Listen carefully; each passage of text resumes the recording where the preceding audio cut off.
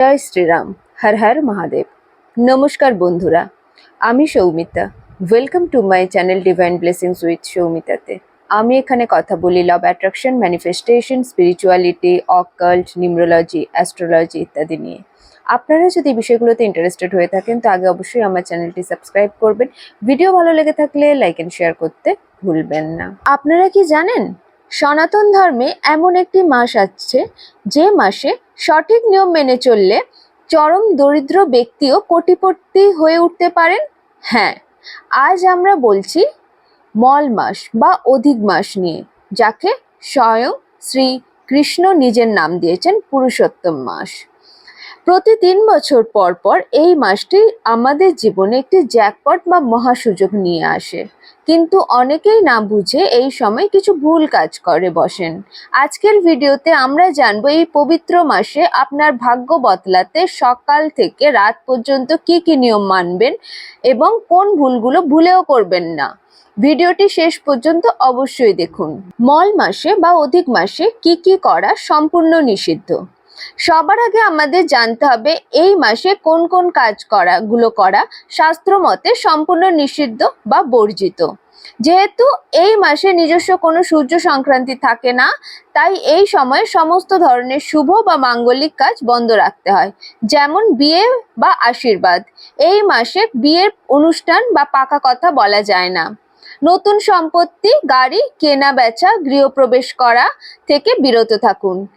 এই মাসে পুরো ভুলেও আপনারা বৃহস্পতিবার আমিষ খাবার অর্থাৎ মাছ, মাংস, ডিম বা পেঁয়াজ, রসুন খাবেন না। বৃহস্পতিবার সম্পূর্ণ নিরামিষ আহার করতে হবে।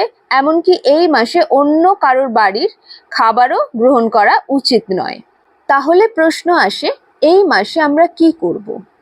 এই মাসটি হলো নিজেকে ভেতর থেকে পরিষ্কার করার এবং ভগবানের কৃপা পাওয়ার মাস।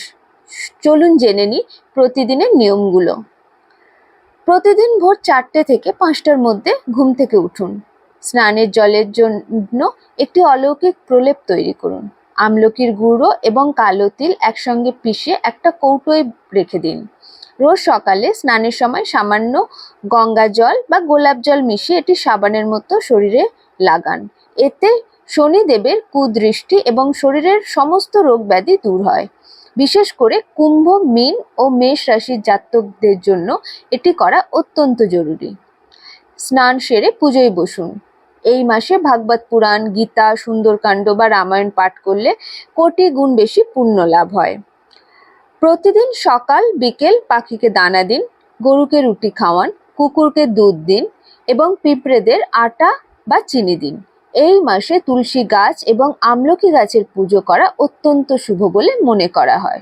এবার আসি এই মাসে সবচেয়ে গুরুত্বপূর্ণ এবং অলৌকিক নিয়মে, যা আপনার জীবন বদলে দিতে পারে। মল মাসে বা অধিক মাসে প্রতিদিন তুলসী তলায় বা মন্দিরে 33টি প্রদীপ জ্বালাতে হবে। আপনি চাইলে 33টি আলাদা ছোট ছোট প্রদীপ জ্বালাতে পারেন, অথবা একটি বড় মাটির প্রদীপে 33টি সলতে একসাথে দিয়ে জ্বালাতে পারেন। নিজের সামর্থ্য অনুযায়ী ঘি বা তিলের তেল ব্যবহার করুন।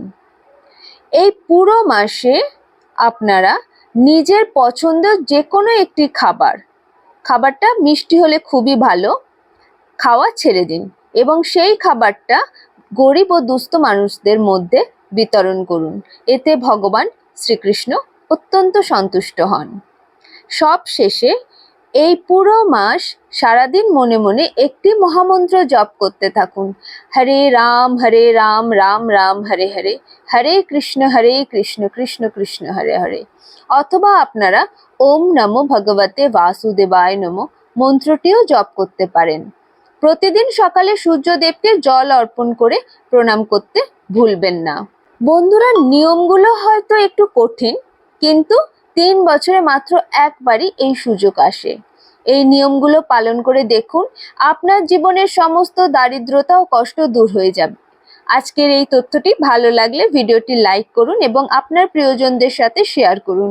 আর এই ধরনের আধ্যাত্মিক ভিডিও আরও দেখতে আমার চ্যানেলটি সাবস্ক্রাইব করুন। ধন্যবাদ। হরে কৃষ্ণ কমেন্টে অবশ্যই লিখে যাবেন।